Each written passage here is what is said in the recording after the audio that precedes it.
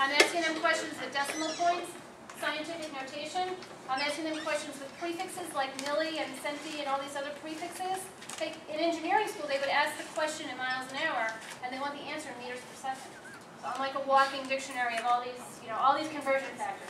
Fahrenheit to Celsius, Celsius to Kelvin, and back and forth. Okay? And they really just want to see, can you think on your feet? And can you problem solve and persevere through it?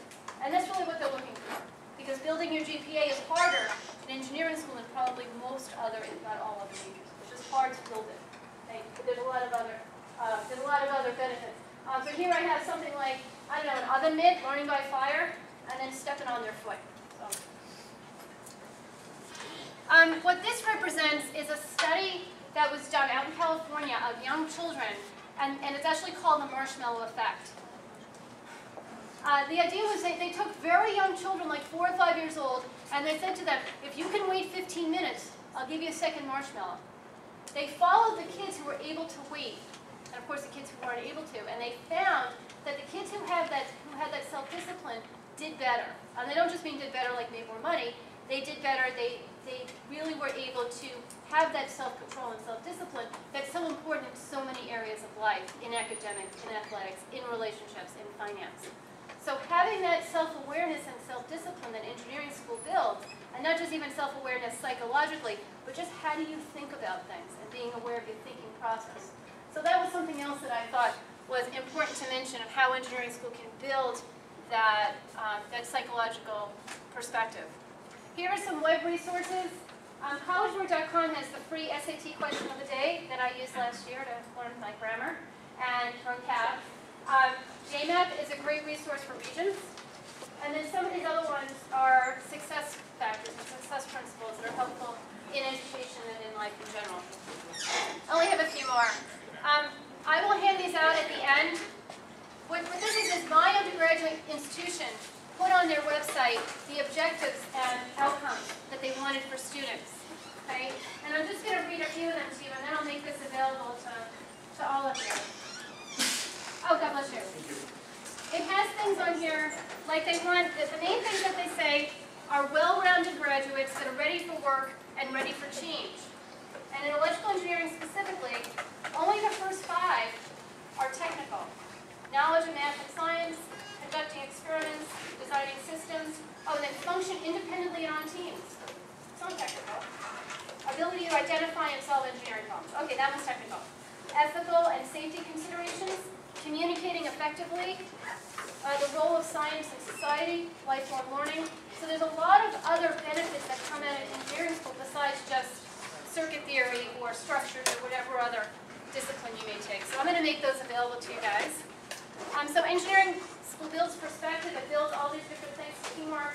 Exam averages are generally low. The top 10% get A's regardless of if it's a 90. It's generally not a 90. And some of my scores were very low.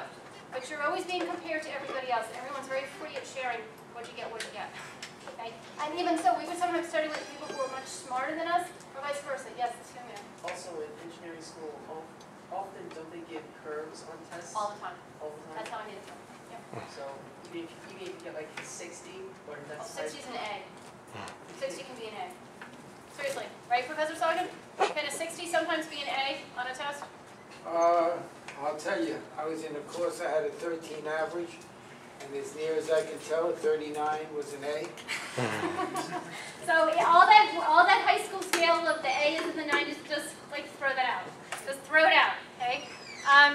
I acronymize math. I don't know if acronymize is an actual word, but people keep saying, when am I going to use this math? So I made it into an acronym. I have a newsletter every month, and if you'd like it, it's about math and success. I have some samples up there in a clipboard if you'd like to receive it. M, this is my version. M is for mental fitness, the hamster on the wheel. Okay. A is for accountability.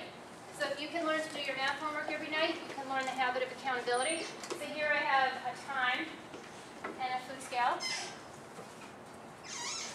T is for teamwork, because whether in engineering school or mathematics, your teacher, your parents, your colleagues, any resources that you might have online, it's a team approach. And then H is for horizon. So studying math or engineering can help you really look long-term, look at plans long-term, like my husband and I try and have a very long-term view of what do we want out of life in the big picture. Okay, so I have them listed here. I tried to get Math Lady, but somebody had it. You can type on the DMV whatever you want. Somebody had Math Lady, so I had to be creative. Well, first I thought I could take out this A and write Math Lady and make this like little New York State symbol thingy, but then they might think I was the Moth Lady. And then even worse, I might think I was the Meth Lady, and I thought, oh, that's really bad. And so I had to kind of think, and so I'm the Math L80, that's me.